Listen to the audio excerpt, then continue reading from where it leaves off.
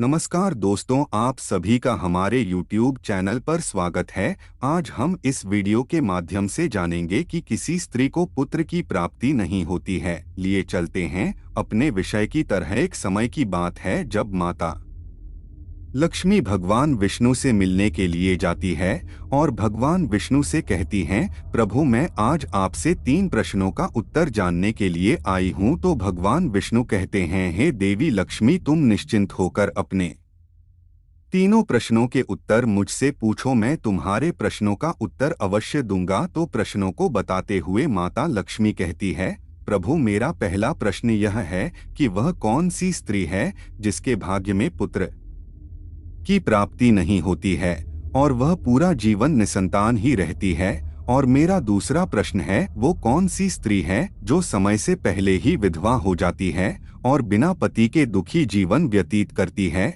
और मेरा तीसरा प्रश्न है, वह कौन सी स्त्री है जो पति के होते हुए भी एक दुखी जीवन जीती है और उसे अपने जीवन में कभी भी सुख की प्राप्ति नहीं होती है। तो भगवान विष्णु माता लक्ष्मी के तीनों प्रश्नों को सुनकर कहते हैं, हे देवी मैं तुम्हें एक कथा सुनाता हूँ जिसे सुनकर तुम्हें तुम्हारे प्रश्नों का उत्तर मिल जाएगा। तुम इस कथा को बहुत ध्यान से सुनना। तो माता लक्ष्मी कहती है, आप कथा सुनाइए प्रभु, मैं कथा को पूरा मन लगाकर सुनूंगी। कथा को सुनाते हुए भगवान विष्णु कहते हैं, एक समय की बात है जब एक गांव में एक सेठ रहता था। उस सेठ के 2 बेटे थे और दोनों की ही शादी हो चुकी थी। सेठ और सेठ की पत्नी दोनों ही बहुत दुष्ट स्वभाव की थी और सेठ का बड़ा बेटा और उसकी पत्नी भी दुष्ट स्वभाव की थी। लेकिन सेठ का छोटा बेटा बहुत ही अच्छे स्वभाव का था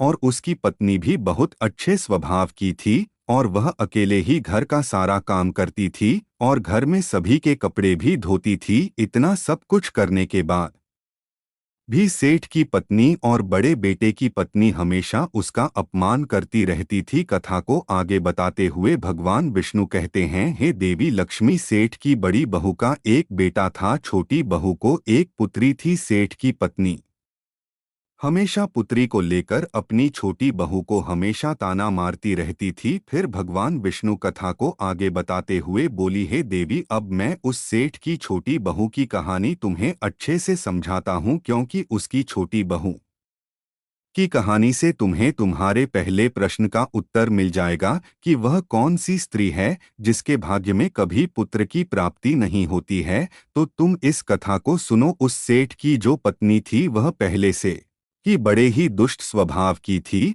और उसके दुष्ट स्वभाव के कारण घर के सभी लोग उससे बहुत ज्यादा परेशान थे और वह अपनी छोटी बहू को बहुत ही ज्यादा परेशान करती थी। उसको परेशान करने में उसे बहुत मजा आता था। सेठ की छोटी बहू का नाम राधिका था और वो बेचारी राधिका घर का सारा काम करती थी, फिर भी सेठ की पत्नी उसे हमेशा बहुत परेशान करती थी। वह कितना भी घर का काम कर ले पर सेठ की बीवी हमेशा उसे ही डांट रहती थी। एक दिन जब उसकी छोटी बहू घर में झाड़ू लगा रही थी तो सेठ की पत्नी बोली, इतनी देर हो गई, तू अभी तक झाड़ू ही नहीं लगा पाई। मैं मंदिर जा रही हूँ, जब तक वहां से आऊंगी तब तक खाना बन जाना चाहिए, आते ही मैं खाना खाऊंगी। फिर वो बेचारा घर की साफ सफाई करके खाना बनाने में लग गई और खाना बनाते समय वह मन में सोच रही थी, मैं घर में इतना काम करती हूँ फिर भी मेरी सास मुझे हमेशा डांट रहती है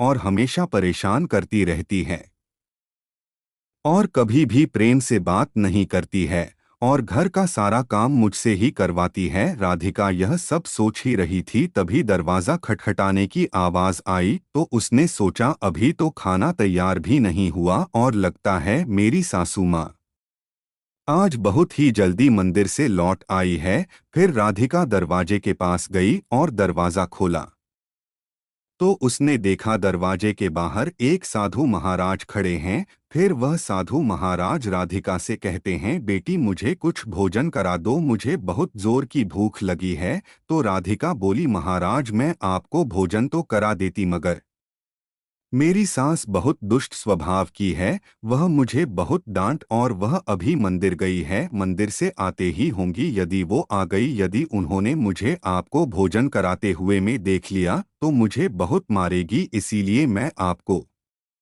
भोजन नहीं करा सकती। तो साधु बोला, बेटी थोड़ा सा ही भोजन करा दो, मैंने सुबह से कुछ नहीं खाया है। साधु की यह बात सुनकर राधिका को दया आ जाती है और साधु से बोली, महाराज आप अंदर आ जाइए, मैं आपको भोजन देती हूँ।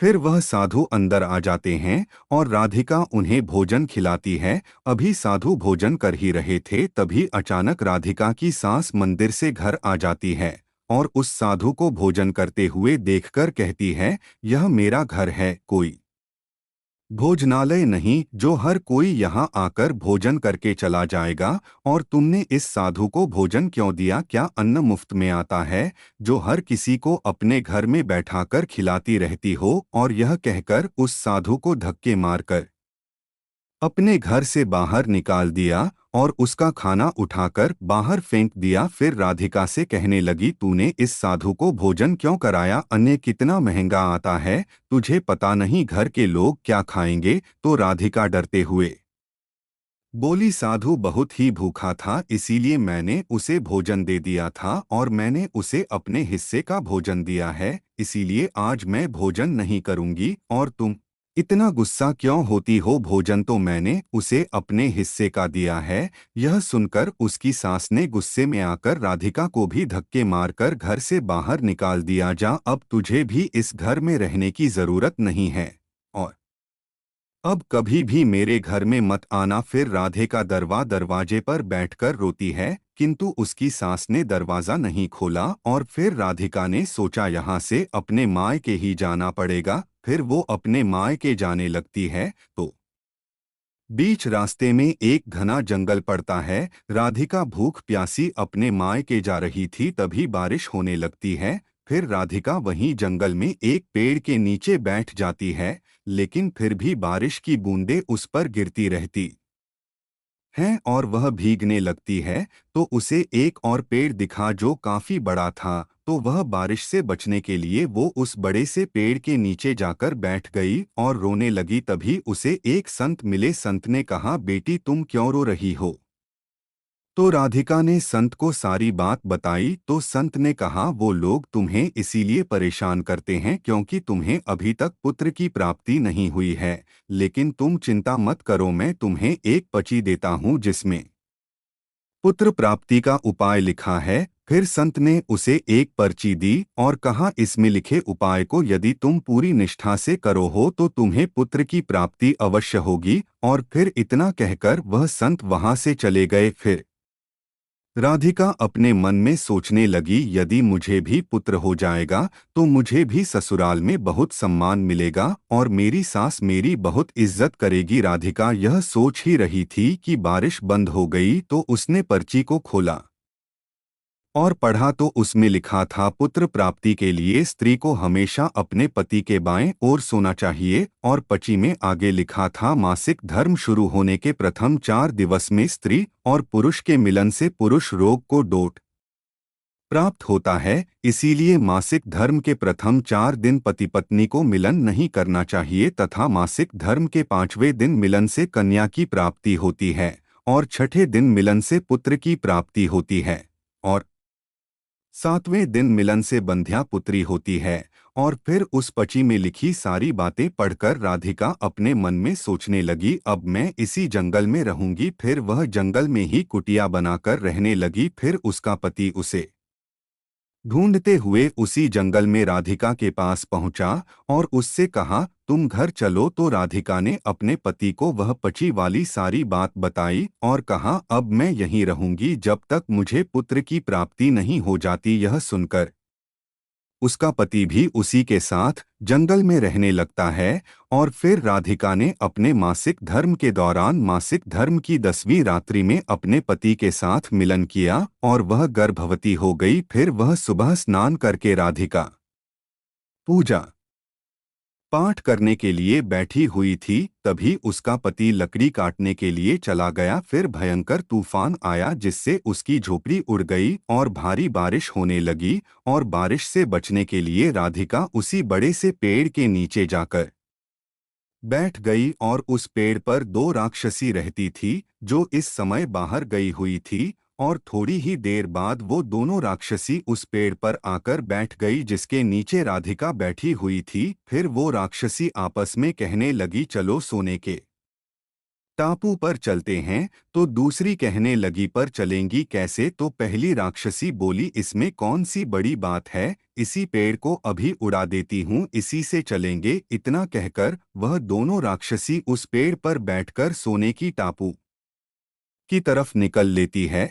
और उसी पेड़ के नीचे पेड़ की जड़ पर राधिका भी बैठी हुई थी, इसीलिए साथ में वो भी उड़ने लगी। किंतु शशि को यह बात नहीं पता होती है कि इसी पेड़ के नीचे एक औरत भी है। फिर कुछ ही देर में दोनों राक्षसी उसी सोने की टापू पर पहुंच जाती हैं। दोनों राक्षस को भूख लगी, फिर दोनों पेड़ से उतरकर अपना शिकार करने के लिए चली गई। फिर राधिका पेड़ की जड़ से उतरकर जब सोने की टापू पर पैर रखा तो उसने देखा यहाँ तो सब सोना ही सोना है। तो वह जल्दी जल्दी सोने को अपने साड़ी के आंचल में भरने लगी। जितना सोना भर सकती थी उतना भर लिया और दोबारा से उसी पेड़ की जड़ पर बैठ गई। फिर कुछ देर बाद दोनों राक्षसी शिकार करके वापस आने लगी और फिर पेड़ के ऊपर बैठ गए और दोनों आपस में कहने लगी, चलो अब यहाँ से चलते हैं। और फिर कुछ ही देर में वह दोनों पेड़ को लेकर वहीं पर पहुँच गई। तब तक राधिका पेड़ की जड़ पर ही चुपचाप बैठी